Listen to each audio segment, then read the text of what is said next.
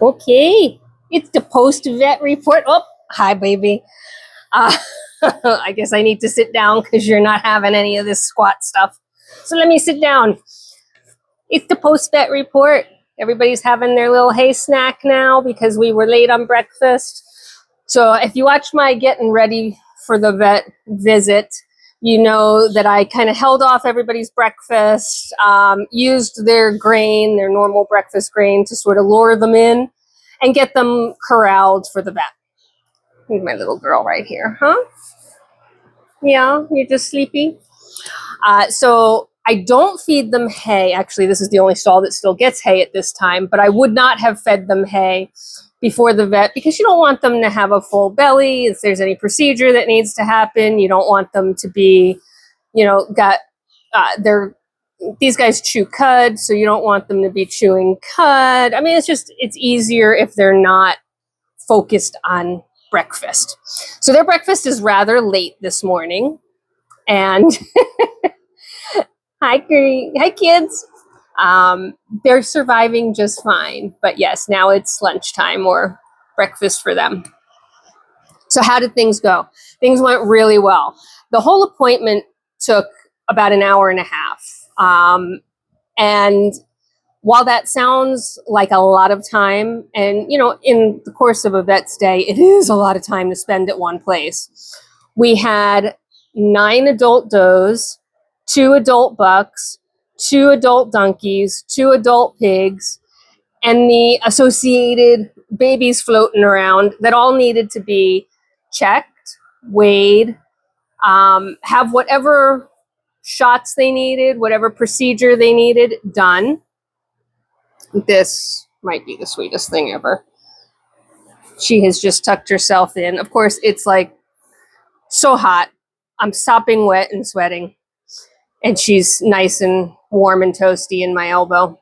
But if that's where she's happy, that's where she's happy. You coming to visit? What are you doing, silly girl?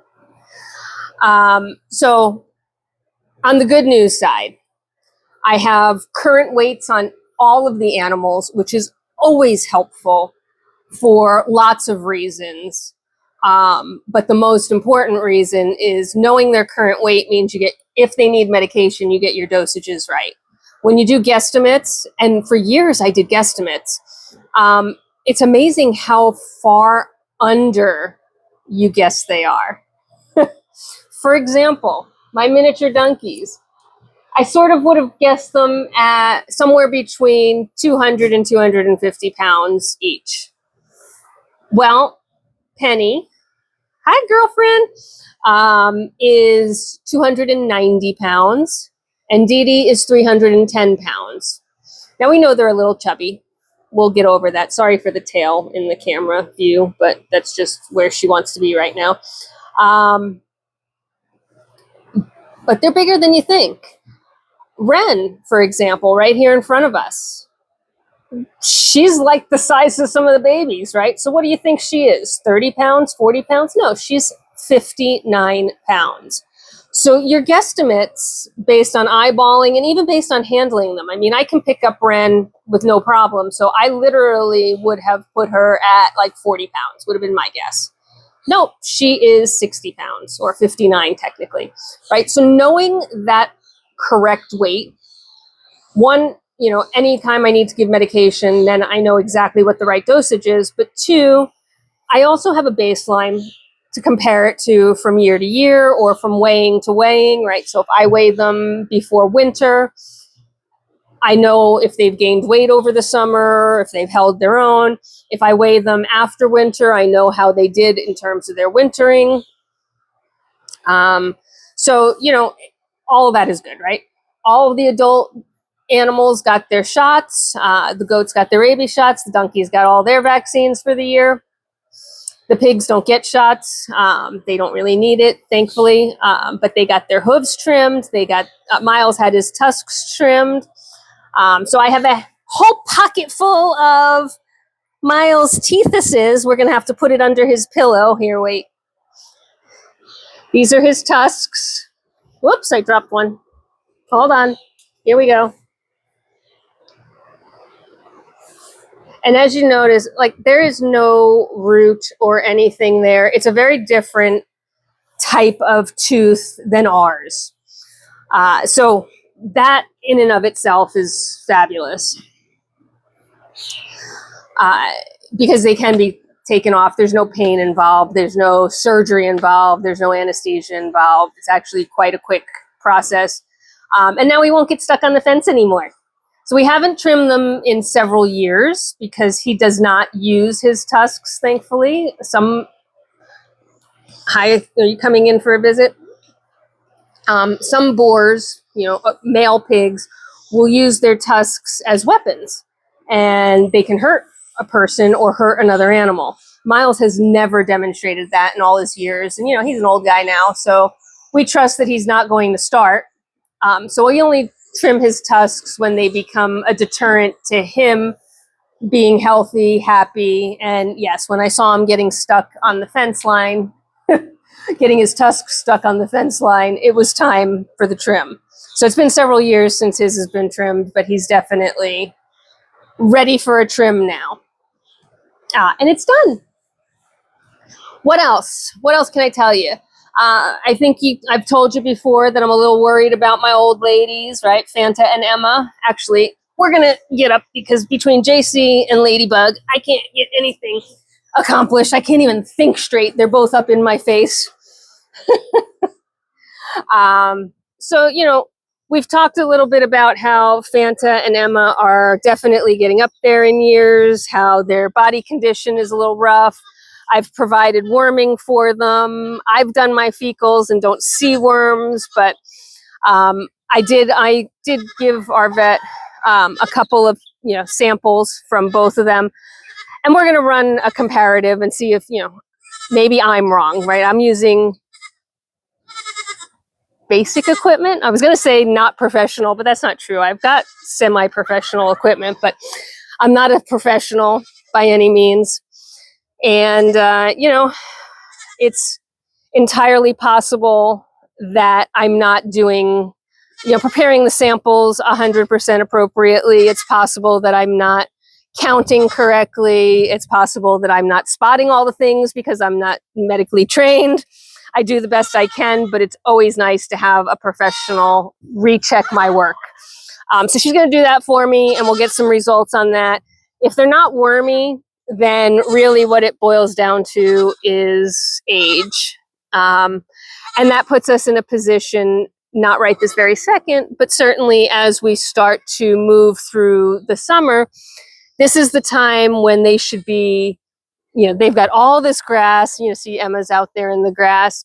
They can put all their energy into building body condition because they're not trying to hold the temperature up. They're not going through the winter. So having a weight on them now means that I can weigh them again in a few months. And if they're not putting on weight and we know they're not wormy, then the only other option really is just age or sickness. And then we start to talk about decisions around the winter, right? Around their quality of life, around their ability to be happy, healthy goats. And I think we're in two different positions with them. I think Emma, she's currently still fairly active. She's a part of the herd. She's the one that's behind the tree right now. She's very comfortable being out and about and in the grass. She's up on her feet. She doesn't walk stiff. Where Fanta, we're in a different position with her. Fanta has started to separate herself from the herd a little bit. She's up here at the barn. She doesn't go down to the pasture as often. She certainly still does, but she walks a little stiffer. So do I. I'm old too, right? She's moving a little slower, and I will often find her doing what she's going to do now, which is laying in the shade. And on a day like today where it's 90 degrees, that's not a big deal. But it's also an indicator that maybe she's not as well as Emma. And, I don't like talking about these things. I don't like thinking about these things. But the truth of the matter is we may be at a point that we have to make a decision. And there's a good possibility that, there could be something else going on there, right? There could be some cancer activity. There could just be general age-related deterioration. But what I do know is that we will make, together, Farm Hubby and I will make the best decision for her quality of life. See, she's still, she has interest in the kids. She's still being a goat. She's just a little slower, and less of the matriarch than she should be, or she was. I shouldn't say should be. So the herd dynamic has changed, and we're keeping an eye on that. So, it's good news in the sense that there's nothing urgent or immediate or anything that's demonstrating a significant problem at this point in time. It's bad news in the sense that we have reached an age where there might be some decisions that have to be made, and those decisions may have to be made sooner rather than later. But until such time as we have to make them, we're going to enjoy our herd as is and continue to treat them exactly as we do, which is loved and cared for, and monitor quality of life.